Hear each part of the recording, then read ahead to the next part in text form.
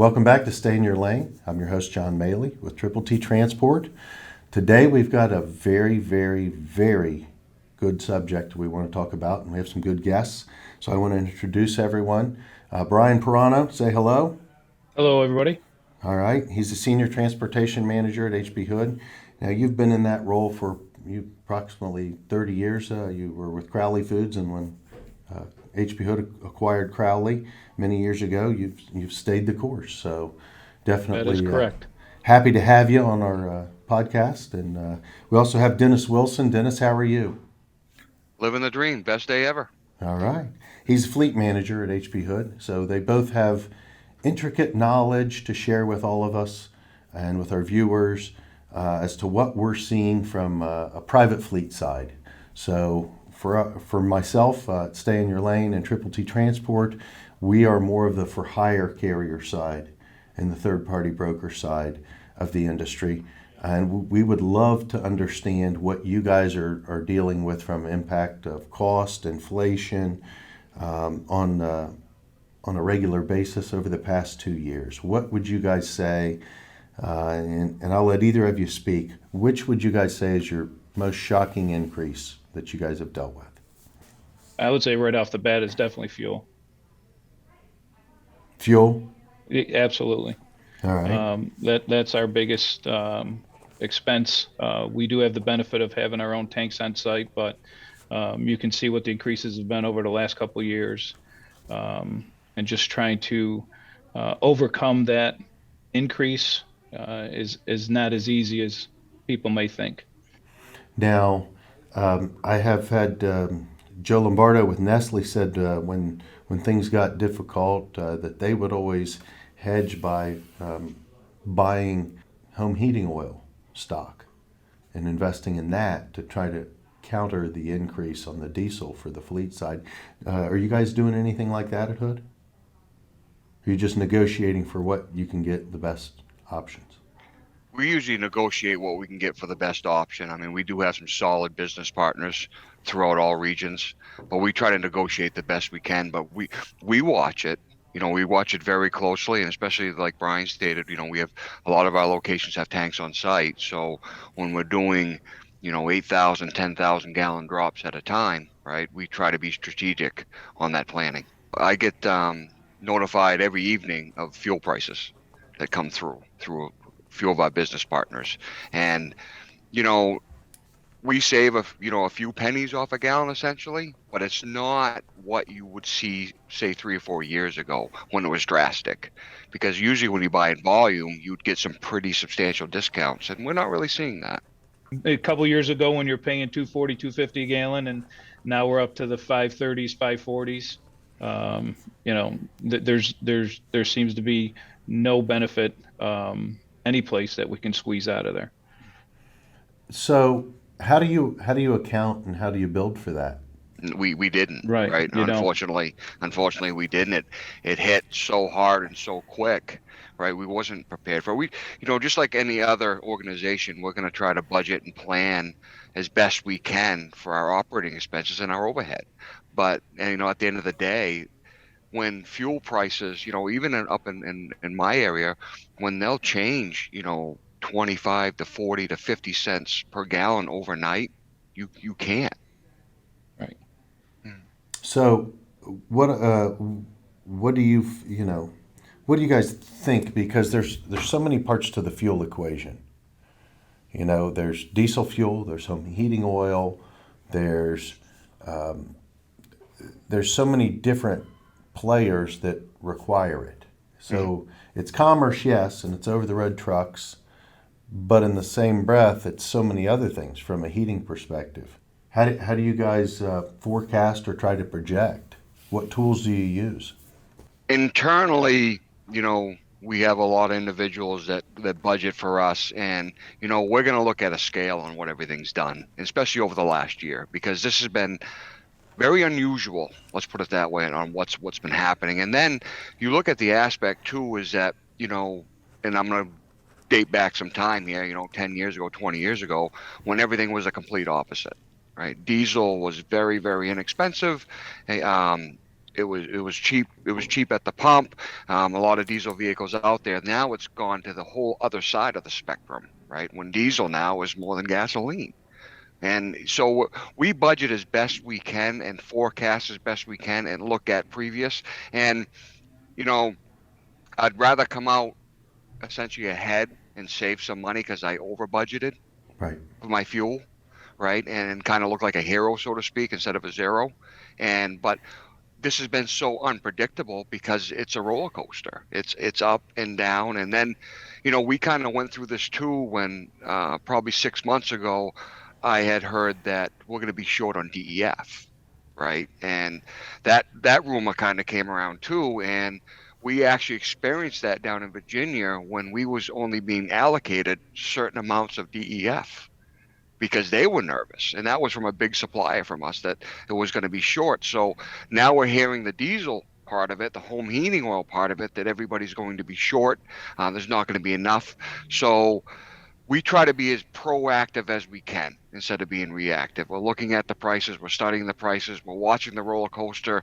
And honestly, it's kind of unfortunately I think what a lot of people are doing, you throw it at the wall and see what sticks.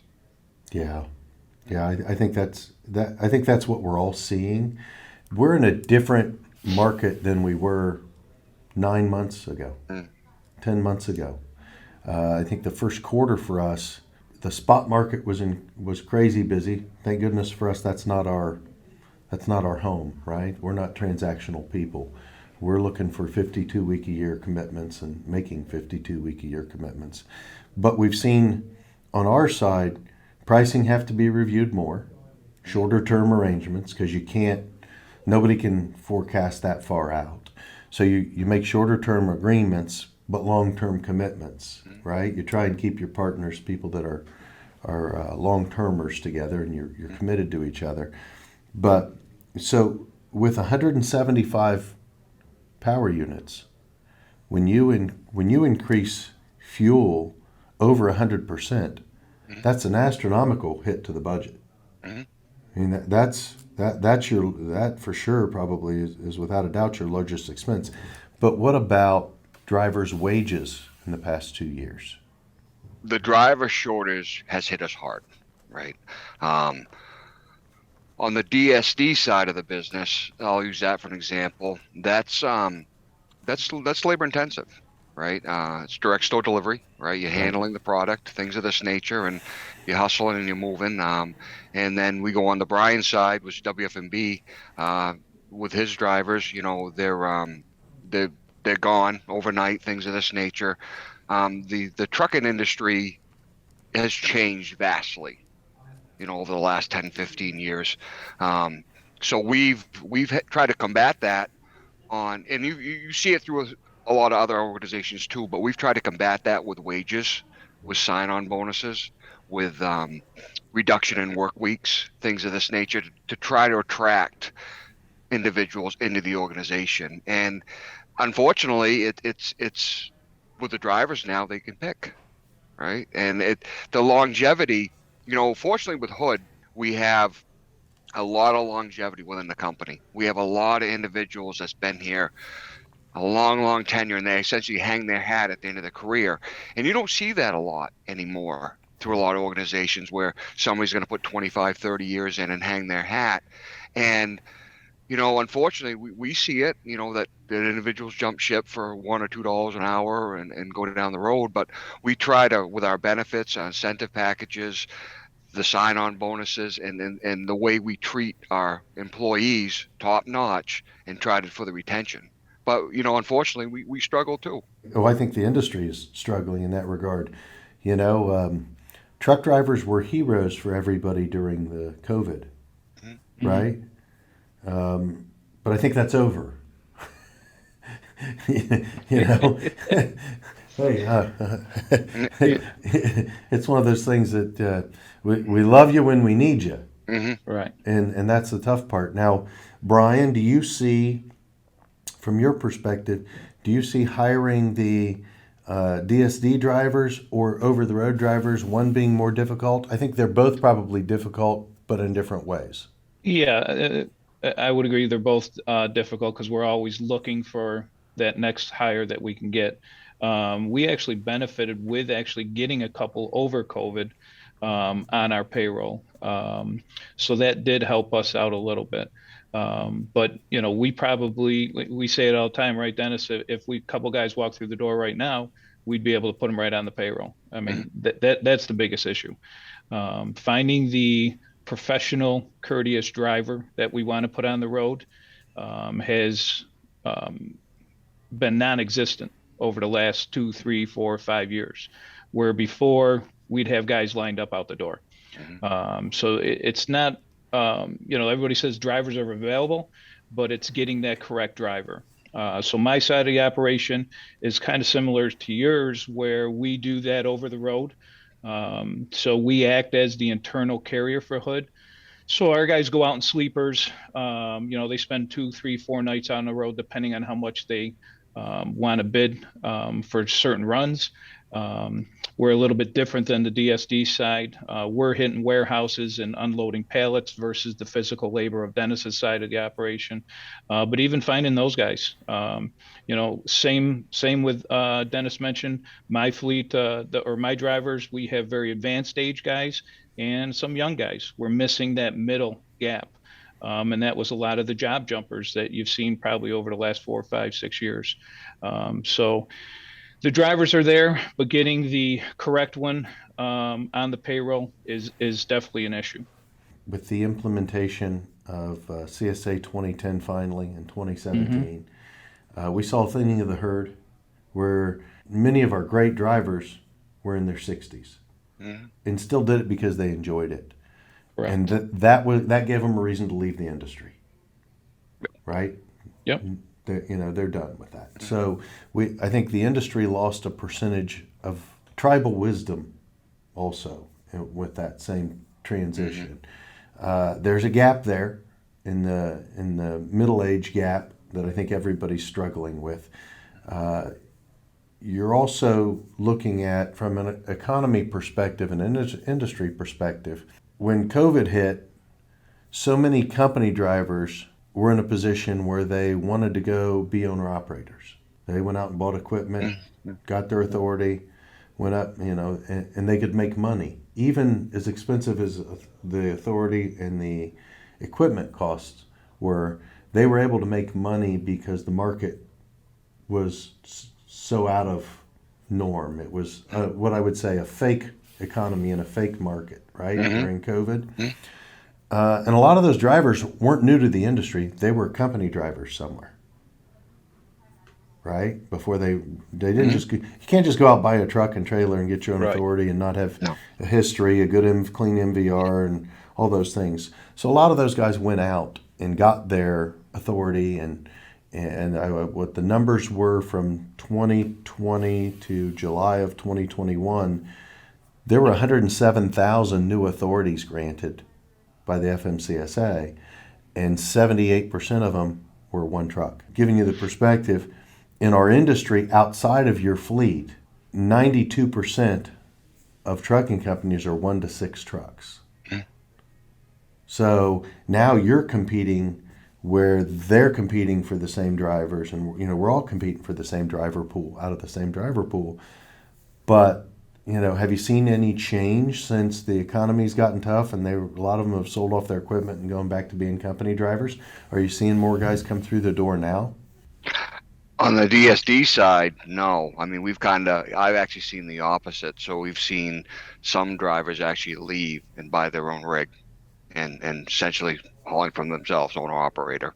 And I've seen that on a couple aspects. And, my father was a truck driver for 40 years, and he said a statement to me. So I have a CDLA. I used to drive, and there are truck drivers and those who drive truck, right? And it goes back to what you had said. It's the whole occupation, right? It was essentially a lifestyle for a lot, and we're missing that now because a lot of them, I think, it's just a job.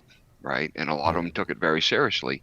But, I haven't seen, as far as the onesie twosies kind of turning in their fleet because of cost and coming over to us, we've kind of seen the other way. I've seen, 1 or 2 drivers essentially leave, buy their own trucks and essentially went out on their own. But, I struggle with that on the perspective too, when I step back as a business, how expensive that is.